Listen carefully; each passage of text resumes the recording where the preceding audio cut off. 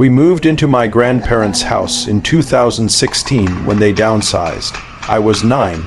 They'd built the place in the early 90s. It sat on 5 acres at the edge of a fading southern town, surrounded by silent woods and empty fields. A muddy river slithered past our back fence, slow and brown, like it was watching us. On one side, our property touched the strangest house I've ever seen. Crooked and half, sunken into the earth, it looked more buried than built. That place was old, built in the 1920s and stitched together with additions that didn't belong. The siding always looked damp, even when it hadn't rained in weeks. The yard was a graveyard of broken things, shattered fountains, beheaded gnomes, plastic bags fluttering like ghosts. A rusted mower sat abandoned, like it had died there years ago. 2 old women lived there, sisters, Violet, who rocked silently on the porch in a faded green chair, and Agnes, hunched and sharp-eyed, always glaring. Their grandchildren were always around. Liam was my age, and we were in the same class. I didn't like him. He gave me a bad feeling, like something was rotting behind his eyes. He'd just appear. No knock, no warning. One time, I caught him swimming in our pool. Another time, I found him digging through our fridge, gnawing cold pizza. He was obsessed with anime, but not in a fun way. He'd quote strange lines in Japanese and get angry when I didn't laugh. His eyes would glaze over like he wasn't seeing me, like he was seeing something else. Once, he chased me with garden shears, laughing manically. Another time, on the old bridge behind our property, he tried to push me off. He swore it was a joke, but the grin he gave me said otherwise.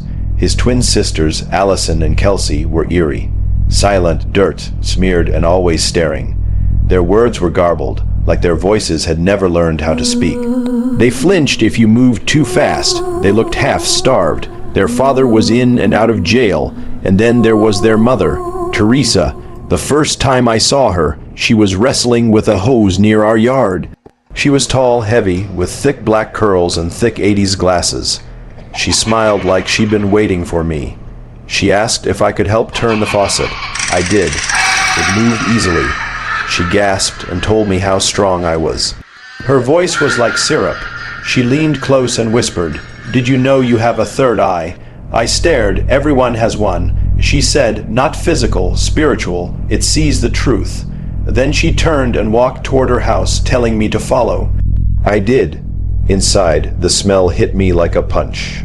Rot, sour milk, mildew, something. Unclean. Trash bags were split open.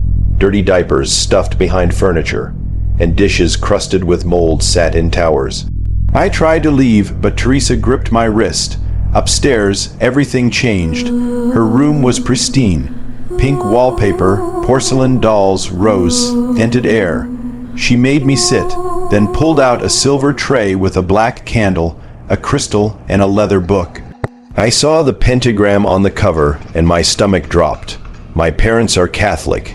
I knew what that meant. Symbols were carved into the mirror, the jewelry box, even under the rug. I bolted. I said nothing and ran. Agnes died in 2019. They found her collapsed in the living room. I went to the funeral. Low ceiling, dim church, one woman sobbing like she'd lost her mind. No one comforted her. That same year, Liam vanished. Rumors said he tried to kill one of the twins. He was sent away. My parents told my sister and me to never go near that family again. That night, everything made sense. The family moved, except for Violet. She died alone in that collapsing house in 2020. The place went up for auction. My old school teacher bought it, tore most of it down, except the original 1920s section, Teresa's room. She invited us to see the renovations. Everything looked new, but upstairs, something felt wrong. The carpet couldn't hide what was beneath it. I felt sick, like the walls were watching me. I made an excuse and left.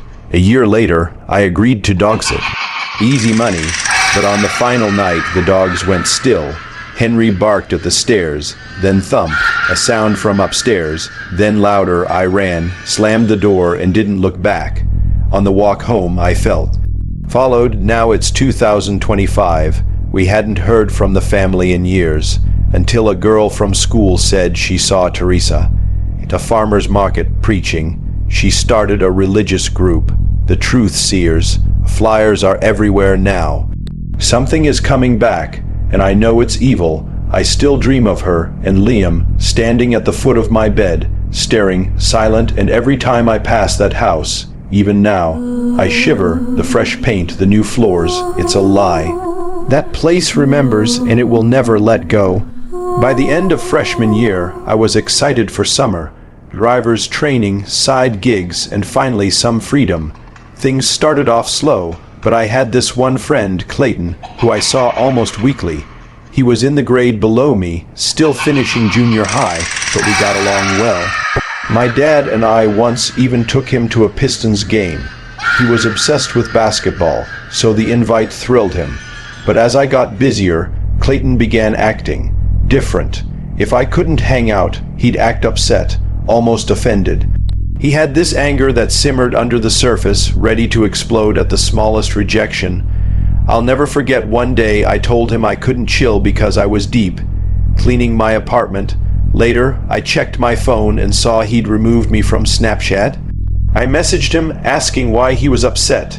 He accused me of lying, just making up reasons to avoid him, and honestly, sometimes I was. Clayton had become draining, loud, demanding, occasionally creepy. So I'd fib about having plans or going out, but he clearly took it personally. One night after sunset, he showed up at my apartment unannounced. When I opened the door, he didn't speak, just stared at me blankly before walking away. That night chilled me, no warning, no message, just that silent, empty stare. I turned off my Snap Map so he couldn't see my location anymore. A month passed. Same obsessive behavior, same moods. Then my friend Nick, who barely talked to me, sent a text. He knew Clayton and his ex. The message made my blood run cold.